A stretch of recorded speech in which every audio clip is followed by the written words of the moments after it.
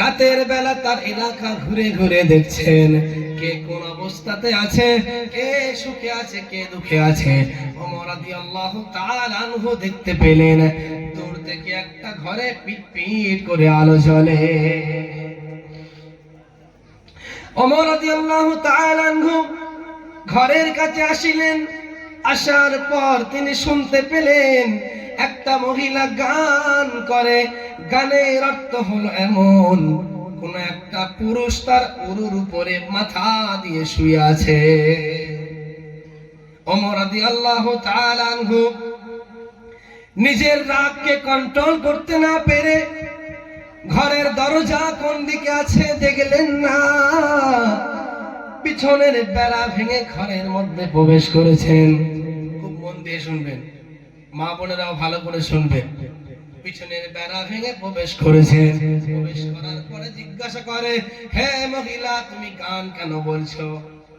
তুমি কি জানো না এটা আরব দেশ? এখানে গান বলা চলে না, কোরআনে নিষেধ আছে, গান বলা চলে না। তুমি তো অমান্য করেছো আল্লাহর বিধান। মহিলা তখন বলে, হে পথিক, আমি তো আপনাকে চিনি না, আমি গান বলার কারণে কোরআনের একটা আইন অমান্য করেছি। কয়টা? একটা। কিন্তু আপনি আমার ঘরে এই মুহূর্তে প্রবেশ করে কোরআনের তিনটা আইন অমান্য করেছো। কটা? তিনটে।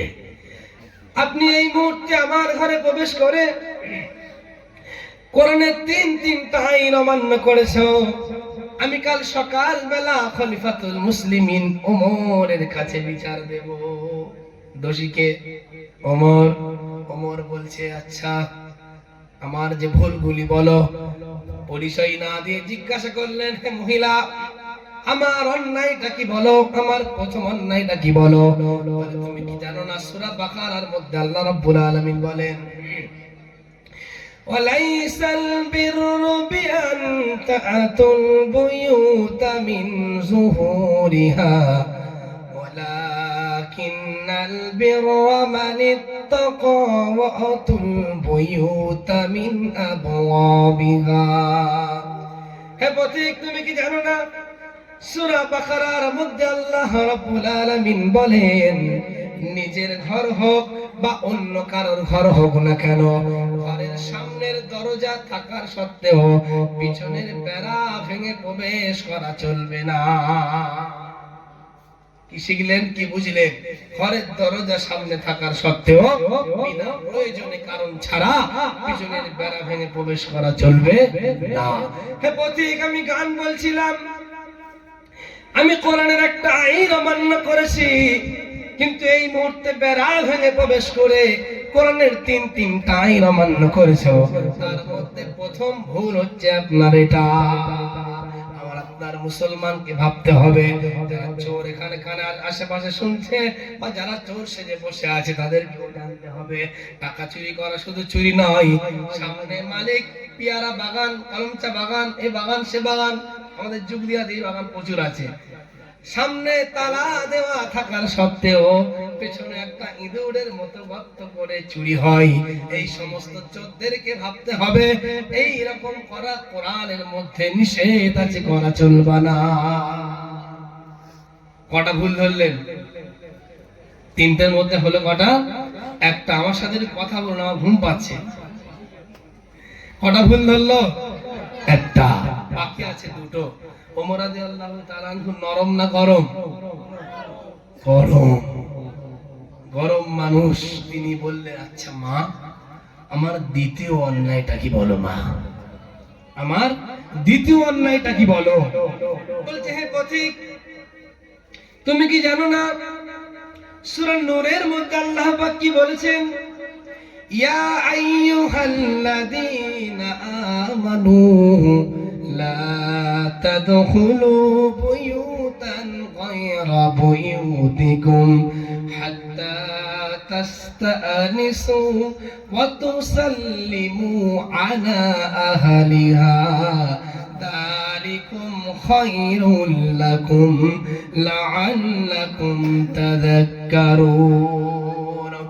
আল্লাহ রাব্বুল আলামিন বলেন, ও গোলাম, যারা ঈমানদার বলে দাবি করো যারা মুসলমান বলে নিজেকে দাবি করো, নিজের ঘর হোক আর অন্য কারোর ঘর হোক না কেন, ঘরে প্রবেশ করার আগে একবার সালাম দেবেন, উত্তর পেলেন না, দ্বিতীয়বার সালাম দেবেন, দ্বিতীয়বার সালাম দিলেন, উত্তর পেলেন না, আবার তৃতীয়বার সালাম দিন, তৃতীয়বার সালাম দিলেন, উত্তর পেলেন না।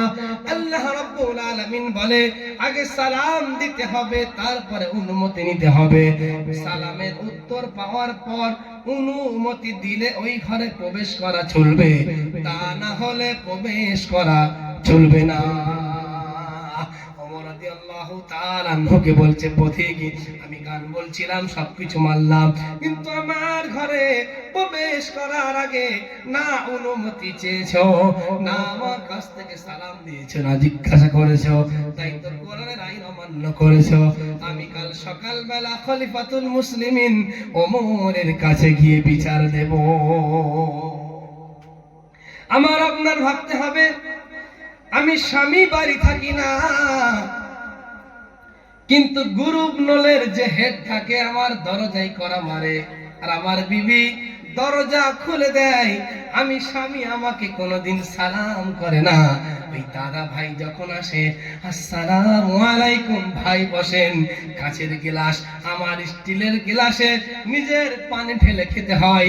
কিন্তু ওই দাদারা যখন আসে, আমার পাশের বিবি, আমার গায়ের চামড়া, আমার গায়ের পোশাক, আমার বিবি ওই দাদাকে পানি পান করায় আর মিষ্টি মিষ্টি কথা বলে, যাতে একটু ছাড় পড়ত পাওয়া যায়। ইয়া আইয়ুহাল্লাযীনা আমানু, যারা ঈমানদার বলে দাবি করো, এই সমস্ত জিনিসগুলি তাদের তো চরিত্র না। যারা এই সমস্ত জিনিসগুলি করে তারা হলো দায়ুসের খাতায় নাম পড়ে গেল, আর তাদের ঠিকানা হবে জাহান্নাম। আপনি স্বামী, আপনি সকাল 7:20 ট্রেন বা যে কোনো ট্রেন ধরে কলকাতায় যান, বুক ফেটে যাবে, হাড় ভেঙে যাবে, কিন্তু আপনি খেতে আসছেন, বিবিকে বলেন না কেমন একটু পানি দাও, দেবে। আর মেয়েদের বুক ভেঙছে আলাদা, ব্যাস। আর ওই কোন ভাইয়েরা আসুক, ওদের ব্যবহার, ওদের সাথে মিষ্টি, ওদের সামনে, স্বামীর সামনে সাজে না। স্বামীকে কোনোদিন স্বামীর সাথে খুশি করার জন্য কোনোদিন পারফিউম ইউজ করে না।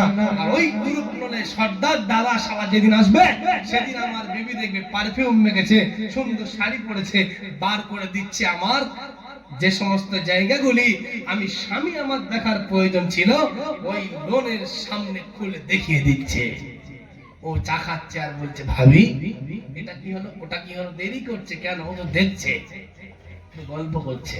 এই স্বামী দায়ী, এই স্বামী দায়ী, এই স্বামী জাহান্নামে যাবে। আল্লাহ পাক আমাদেরকে হেফাজত করুন বলি আমিন। তাহলে কটা দোষ পাওয়া গেল? দুটো। বাকি আছে কটা? আর একটা। মহিলা তখন বলছেন ওমর রাদিয়াল্লাহু তাআলা আনহুকে, হে পথিক, আপনার 3 নম্বর অন্যায় হচ্ছে এটাই, আপনি আমাকে সন্দেহ করে আমার ঘরে প্রবেশ করেছেন যে আমার উরুর উপরে কোনো একটা পুরুষ শুয়ে আছে। হ্যাঁ, সন্দেহ করেছে তো, আমার উরুর উপরে কোনো একটা পুরুষ মাথা দিয়ে শুয়ে আছে, আপনি তো সন্দেহ করে প্রবেশ করেছেন। কোরআনকে জিজ্ঞাসা করুন, সূরা হুজরাতের মধ্যে আল্লাহ পাক কি বলেছেন? ইয়া আইয়ুহাল্লাযীনা আমানু জুতানিবু কাসীরাম মিনায-যন্ন ইন্না বা'দায-যন্নি ইসমুন ওয়া লা তাজাসসু ওয়া লা ইয়াগতাব বা'দুকুম বা'দা। আজকে আমার আপনার মুসলমানের মধ্যে আছে, আল্লাহ রাব্বুল আলামিন বলে কারোর নামে না জেনে না বুঝে যাচাই বাছাই না করে অন্যায় ভাবে দোষারোপ দেওয়া চলবে না। আজকে আমার মায়ের শরীর অসুস্থ, আমার বিবির শরীর অসুস্থ, ডায়মন্ড হারবার হসপিটালে ভর্তি আছে, 5টার সময় ছাড়া গেট খোলে না। হয়তো ছেলে একটু নদীর পাড়ে বসে আছে, আমি আপনি দেখলাম, পুরো পাড়াকে ফোন করে দিলাম যে অমুকজন ওই নদীর পাশে কার জন্য বসে অপেক্ষা করছে। কাজের তাগিদে বড় ভাই বাইরে গিয়েছে, দেওর ঘরে আছে, ভাবিকে নিয়ে যখন ডাক্তারখানায় যাই, আমার আপনার মতো টুপিওয়ালা মলি সাহেব, আমার আপনার মতো দাড়িওয়ালা মুসলমান চায়ের দোকান দিয়ে কত রকম ভাবনা এবং চিন্তা করতে থাকি, না জানি কত গভীর সম্পর্ক চলছে। ছেড়ে দিলাম, মা বোনেদের কাছে যাই। মা বোনেদের পার্টি অফিস, নবান্ন যেটাকে বলা হয়, মুখ্যমন্ত্রী বসে আছে, বড় বড় নেতারা যাবে, সেখানে মিটিং হবে, সেখানে আলোচনা হবে। মা বোনেদের মিটিং এর জায়গা পুকুরের ঘাট আর কল। সেখানে গিয়ে না জেনে না বুঝে বলে, সাবিনা একটা ঘটনা ঘটেছে, আমি তোর কাছে বলছি, তুই কাউকে বলিস না। সকাল 10টায় বলেছে সাবিনা জয়নার কাছে, আর বিকাল বেলা আর বাইরে বার হওয়া যায় না, পুরো গ্রাম হয়ে গিয়েছে, কেউ জানতে বাকি না। ইয়া আইয়ুহাল্লাযীনা আমানু জতানিবু, যারা ইমানদার বলে দাবি করো, যারা মুসলমান মুত্তাকি বলে দাবি করো, না জেনে না বুঝে অন্যায় ভাবে কাউকে দোষারোপ করা চলবে না। ওমর রাদিয়াল্লাহু তাআলা আনহু মহিলাকে বললেন, হে মহিলা, আমি আমার দোষগুলি সব মেনে নিলাম, আমি অন্যায় ভাবে প্রবেশ করেছি, বেড়া ভেঙে অনুমতিও নেই নাই এবং সন্দেহ করে প্রবেশ করেছি, আমার দোষগুলি মানলাম, কিন্তু তোমার কাছে একটা প্রশ্ন করিতে চাই, তুমি গান কেন করছিলে? আমাকে বলো, আমাকে বলো, তুমি গান কেন করছিলে? আমাকে বলো। ওমর রাদিয়াল্লাহু তাআলা আনহু ছোট হলেন, জিজ্ঞাসা করছেন, আর আমি আপনি হলে, আমার মা বোনেরা হলে, হ্যাঁ, বড় বড় গোলা তীরে শাড়ি সেটে একদম ঝগড়া করবে, দোষ করে ঝগড়া মারপিট শেষ হয়ে যাবে, যেই হেরে যাবে বলবে আল্লাহ বিচার করবে। চুল ছিঁড়ে একদম শাড়ি সেটা ছুটে এসে স্বামীর কাছে ফোন করেছে, স্বামী বলছে ঝগড়া করেছিস কেন? তখন বলছে আল্লাহ তুমি দেখছো, আল্লাহ বিচার করবে। ঝগড়া করার আগে স্বামীর কাছে ফোন করে নাই, শ্বশুরের কাছে বিচার দেয় নাই, সবর করে নাই, চুল ছিঁড়ে হেরে গিয়েছে, এবার বলছে আল্লাহ বিচার করবে। ও আল্লাহ, এদের কি হবে গো? আল্লাহ বিচার করবে। আল্লাহ পাক আমাদের হেফাজত করুন। ওমর রাদিয়াল্লাহু তাআলা আনহু বলছে, মা এই কারণটা কি বলো, আমাকে ডিটেইলসে বলো, তুমি কেন গান করছিলে আমাকে বলো। বলছে এই গান বলার পিছনে ওমর দায়ী। বুঝলেন না যে এই গান কেন বলছিলাম? এই গান বলার পিছনে ওমর দায়ী। তার দোষ কটা হলো? 4টে হলো। বলছে কেন? বলছে হে পথিক, আমি তো আপনাকে চিনি না, আপনি যখন জানতে চাচ্ছেন তাহলে আপনাকে বলি, আমার বিবাহ হয়েছে, আমার স্বামীর নাম সাদ ইবনে আব্দুল্লাহ। আমি আসরের পরে কোরআন তেলাওয়াত করছিলাম, এমন সময় ওমরের কাছ থেকে আমার স্বামীর কাছে একটা চিঠি আসে, হে সাদ ইবনে আব্দুল্লাহ, তোমাকে যুদ্ধে সেনাপতি বানানো হয়েছে, তোমাকে এই মুহূর্তে যুদ্ধে যেতে হবে, তোমাকে এই মুহূর্তে যুদ্ধে যেতে হবে। আমার স্বামী সেদিন, আমি আসরের পরে কোরআন তেলাওয়াত করছিলাম, আমার কাছে বলার পরে আমি বললাম, ও আমার স্বামী, আজকে আমাদের বিবাহ হয়েছে, আমি তো বিষয় কিছু বলতে পারবো না, মুরব্বীদের সঙ্গে আলোচনা করেন, তারা যে রিডিশনটা দেবে, সিদ্ধান্তটা নেবে, তার উপরে তুমি চলো। মুরব্বীরা বলে, হে সাদ ইবনে আব্দুল্লাহ, আজকে তোমার বিবাহ হয়েছে, আজকে বাসর রাতটা সেরে আগামীকাল সকাল বেলা যুদ্ধে যাও। আমার স্বামী সেদিন কোরআনের একটা আয়াত ফলো করিলেন, ইয়া আইয়ুহাল্লাযীনা আমানু আতিউল্লাহ ওয়া আতিউর রাসূলা ওয়া উলিল আমরি মিনকুম। কোরআনের জন্য, দ্বীনের জন্য, ইসলামের জন্য, হাদিসের জন্য, মুসলমানের মসজিদ বাঁচানোর জন্য, ইসলামের পতাকা দাঁড় করিয়ে রাখার জন্য উলিল আমর নেতা যখন ডাক দেবে, তখন যতই কাজ থাকে না কেন, কোনো বাহানা না করে সেই ডাকে আমার আপনার সাড়া দিতে হবে। আজকে আমার আপনার মুসলমানের বুকে হাত দিয়ে চিনতে করা উচিত, আমার আপনার সরকারি ঘর ঢুকবে, আমার পুকুরের পাটটা বাঁধন দেবে, আমি বিনা কারণে অযথা আমার নেতার পিছনে কত সময় নষ্ট করি। নেতা অবশ্যই সবকিছু দেবে বুঝলাম, কিন্তু মসজিদের ইমামের সাথে সময় দিয়ে গাস্তের আমল কখনো করি না।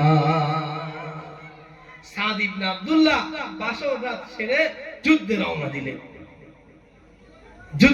দিলেন। আমার স্বামী আমাকে বলে গেলেন, ওগো আমার বিবি, আমাদের আজকে বিবাহ হয়েছে, আমি 4 মাস পরে বাড়ি আসবো। 4 মাস পরে বাড়ি এসে আমি তোমার সাথে বাসর রাত সারবো। কমাস 4 মাস কেটে গেল, আমার স্বামী বাড়ি আসে না।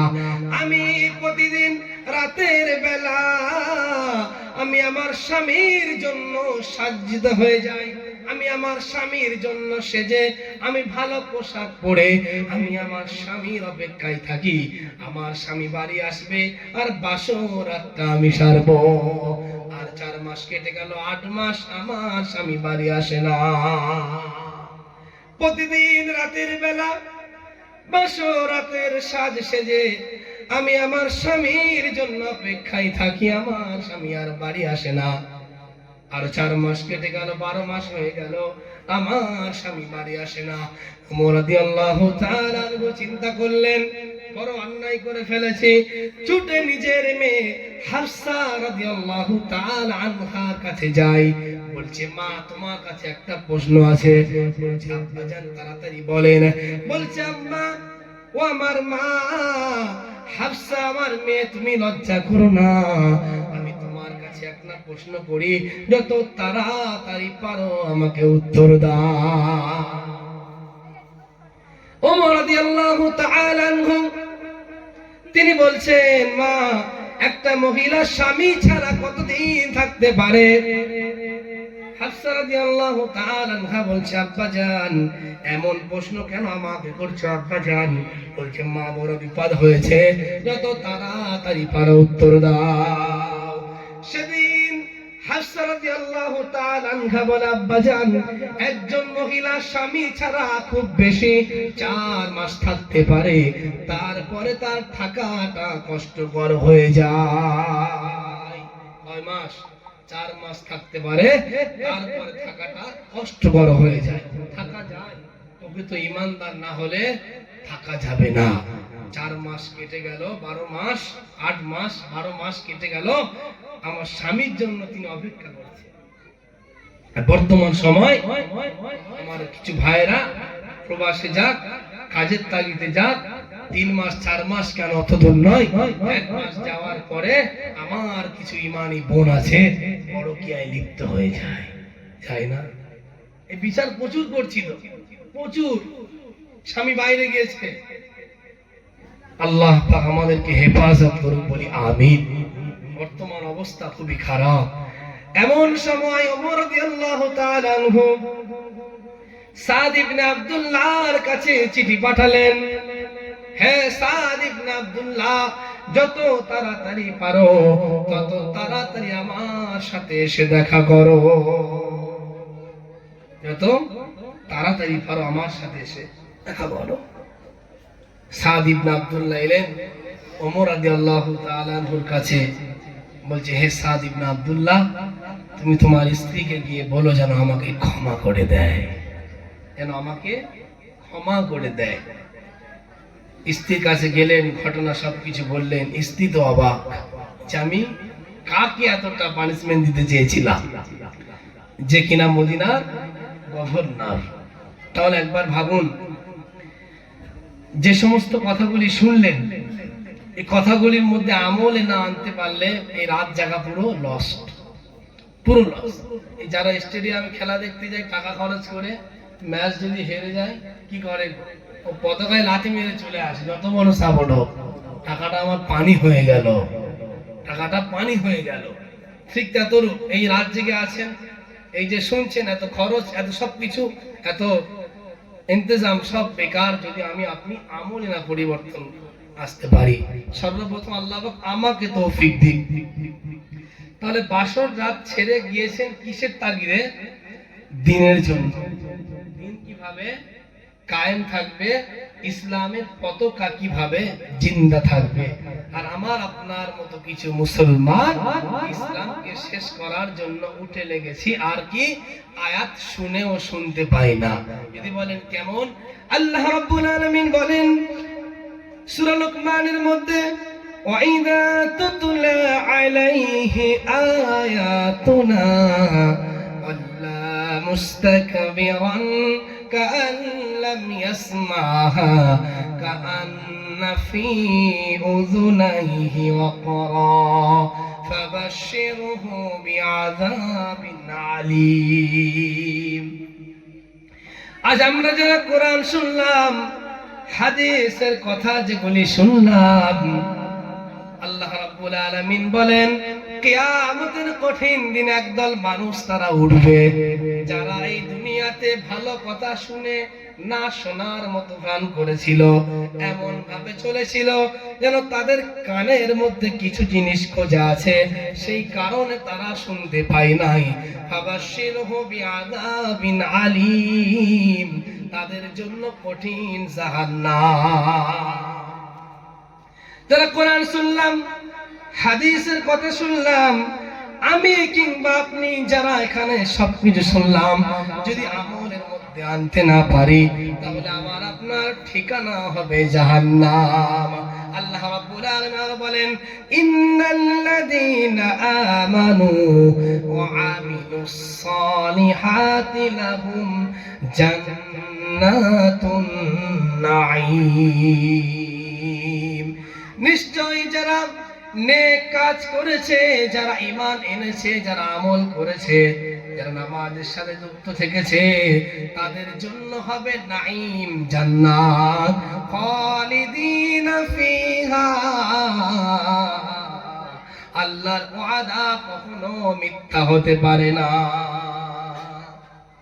ওয়াদাল্লাহি হাক্কা, মানুষের জবানের কথা মিথ্যা হতে পারে, নেতা মন্ত্রীর কথা মিথ্যা হতে পারে, আমার কথাও মিথ্যা হতে পারে, কিন্তু কোরআনের কথা মিথ্যা কখনো হতে পারে না।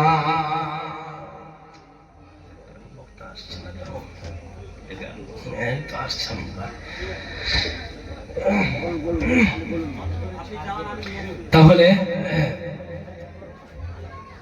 আল্লাহ রাব্বুল আলামিন আমার আপনার মতো মানুষদের দুনিয়াতে সবকিছু করার পর, টাকা উপার্জন করার পর, ঘর বাড়ি করার পর, সবকিছু করার পর যখন আমার আপনার ঠিকানা হবে জাহান্নাম, সেদিন আমার আপনাকে জিজ্ঞাসা করা হবে, মা সালাকাকুম ফি সাকার, কেন তোমরা জাহান্নামে এসেছো, কেন তোমরা জাহান্নামে এসেছো। আমার আপনার মতো মুসলমান বলতে থাকবো, ক্বালু নামনাকু মিনাল মুসাল্লিন, আমরা নামাজ আদায়কারীদের মধ্যে ছিলাম না। কাদের মধ্যে ছিলাম না? হ্যাঁ, কাদের মধ্যে ছিলাম না? মা সালাকাকুম ফি সাকার, যখন জিজ্ঞাসা করা হবে তোমরা জাহান্নামে কেন এসেছো, আমার আপনার মতো মুসলমানের জবান থেকে বার হবে, ক্বালু নামনাকু মিনাল মুসাল্লিন, আমরা সালাত আদায়কারীদের মধ্যে ছিলাম না।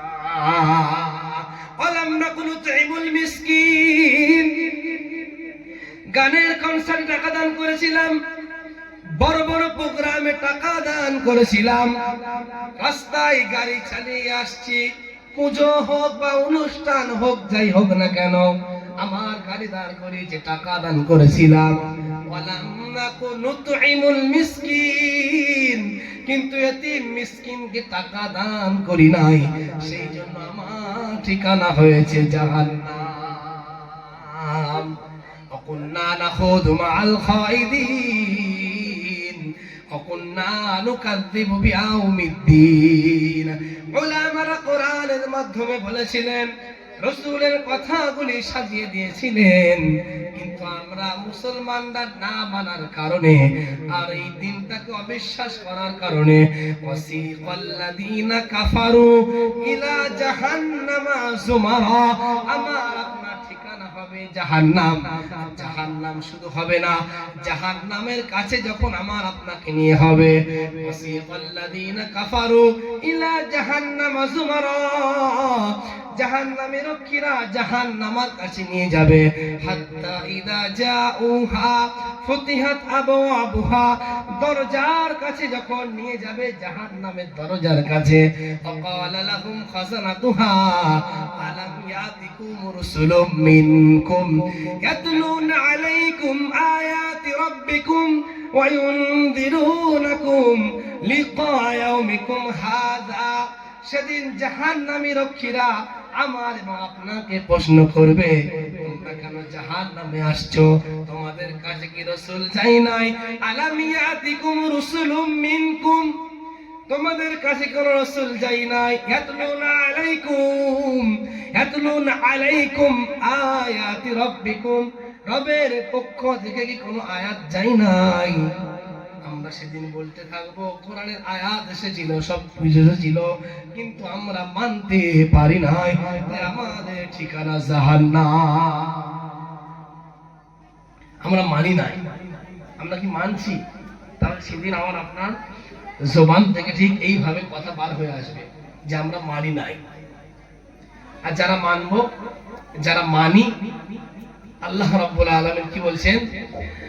ওয়াসিকাল লাযীনা তাকাউ রাব্বাহুম ইলাল জান্নাতি যুমারা হাত্তা ইযা জাউহা ওয়া ফুতিহাত আবওয়াবুহা ক্বালা লাহুম খাযানাতুহা সালামুন আলাইকুম তিবতুম فادخلوها خالدين।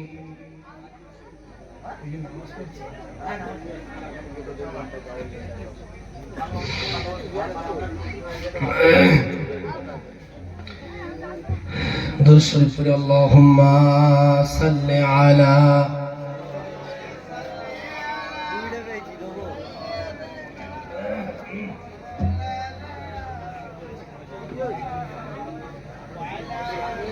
وعلى آل سيدنا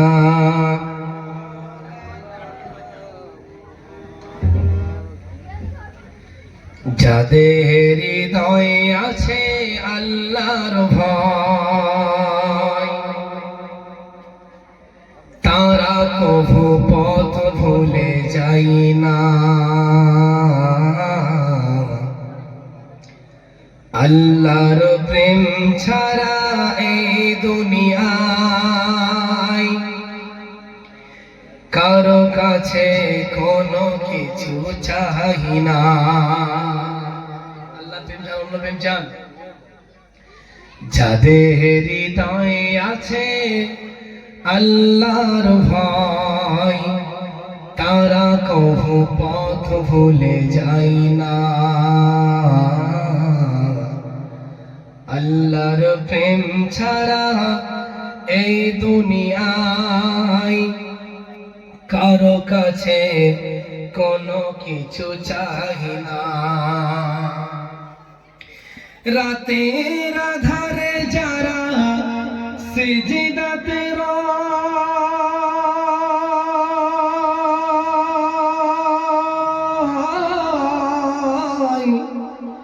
দু চোখের অশ্রুতে নদী যেন বয়। রাতের আধারে যারা সিজদাতে রয়, দু চোখের অশ্রুতে নদী যেন বয়। ছলনার হাত খানি যতই ডাকুক, ছলনার হাত খানি যতই ডাকুক, পেছনে ফিরেও সে তাকাই না। পেছনে ফিরেও সে তাকাই না। যাদের হৃদয়ে আছে আল্লাহর ভয়, তারা কভু পথ ভুলে চাই না। আল্লাহর প্রেম ছাড়া এ দুনিয়া কাছে কোনো কিছু চাই না। আল্লাহ রাব্বুল আলামিন যেগুলি বলিয়েছেন আমাদের সকলকে আমলের নিয়তে আমল করার তৌফিক দান করুন, বলি আমিন। আপনারা আমার জন্য দোয়া করবেন, আপনারা ভালো থাকবেন।